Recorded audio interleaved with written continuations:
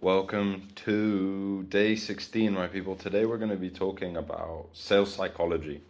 I'm inside today because I want to show you my screen, and this is the best place to do that. So, today we're going to be talking about sales psychology. Really, it's important to understand why people actually buy and why people don't buy. Because at the end of the day, if you don't understand this, you're absolutely screwed, to put it simply.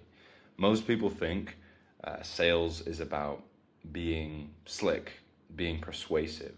It's not. It's about understanding people and just helping them make a decision. That's it. And if you have a solution to their problem, you should make it your duty to be able to help them make the right decision, which is obviously solving their problem, right?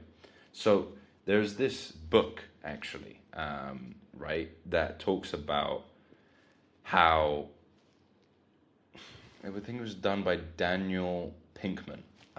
It's basically this book that they did a study on salespeople, and in this book, they found that when they asked everyday people what the first word was that popped into their head when they thought of salespeople, it was pushy, it was slick, it was annoying, it was aggressive, right?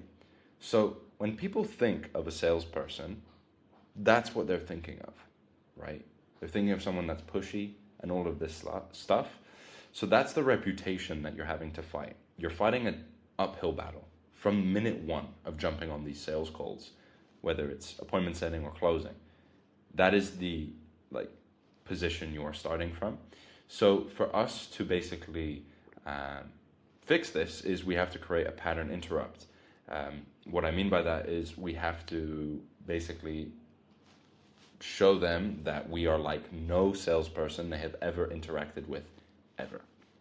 And when we do that correctly, which is a lot of fun, because it's just how sales should be done, in my opinion, you will have clients who love you and who go back to you over and over and over again, and clients who treat you like friends as well.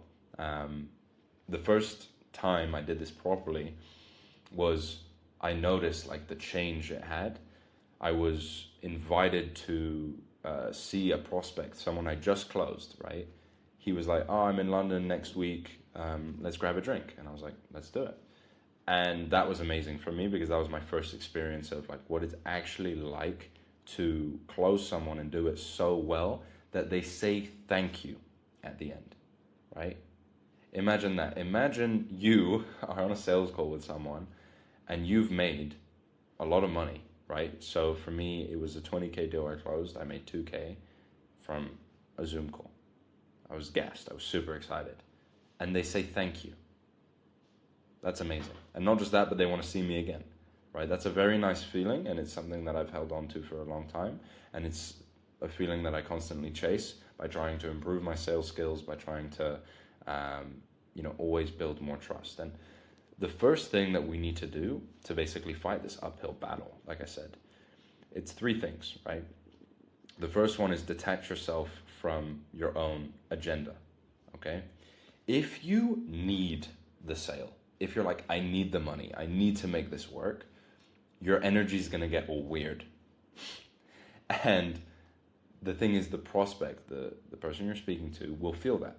If they feel that you really need the sale and you really need the money from this, they're going to feel that in the way that your tone comes out, your body language, questions that you ask, everything. It's really going to become evident that you want the sale. And that is just going to raise their guard because you're going to come across as pushy, slick, annoying, and aggressive. So then you're going to come up and appear like every salesperson they've ever interacted with. And if that happens, their walls and their guard goes up, and it will be a hard time getting the sale over the line at that point. When you detach from your own agenda and you show up to the call very calm, confident, and you're actually curious about where your prospect is coming from, they are going to trust you so much more, right? People buy from leaders. They're not going to buy from like a chaser, right? Someone chasing after them. So you are sitting there on a sales call. You have the solution to their problem. show up that way. Don't show up like they are the solution to your problem of making money, right? That is extremely important to understand. Because if you show up with terrible, terrible agenda, you are going to screw yourself. Okay, so that's the first thing, is detach from the outcome, right? And this isn't just sales, by the way. You should detach from the outcome in everything you do. You'll be able to be a lot more focused, a lot more, just better. The second thing is obviously focusing 100% on the prospect, right?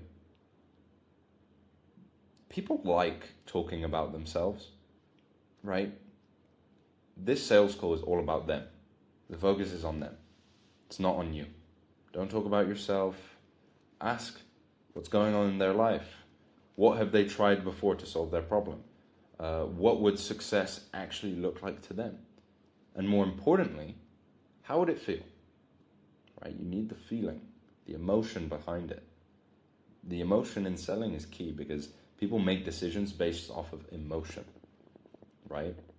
So we need to make the conversation emotional by asking how it makes them feel, the impact it might be having on their life. Questions like that are very powerful. So it is imperative, like I said, we focus 100% on the prospect. We are irrelevant in the matter because the sales call isn't for us, it's for them. It's to solve their problem. It's to help them make the best decision for themselves. That's only going to happen when we detach from the agenda and we focus on them. And then finally, just make it a conversation, right?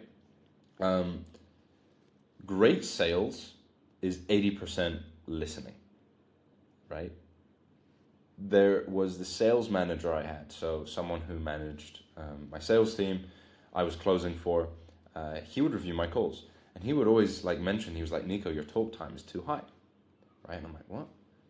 He would look, there would be data on my call recordings that would say how long I was talking for in terms of a percentage. And if it was over 20%, he would kind of grill me for it. He'd be like, you're talking too much. You need to ask better questions, right? So if you're talking too much, you're doing sales wrong because it's about listening to them.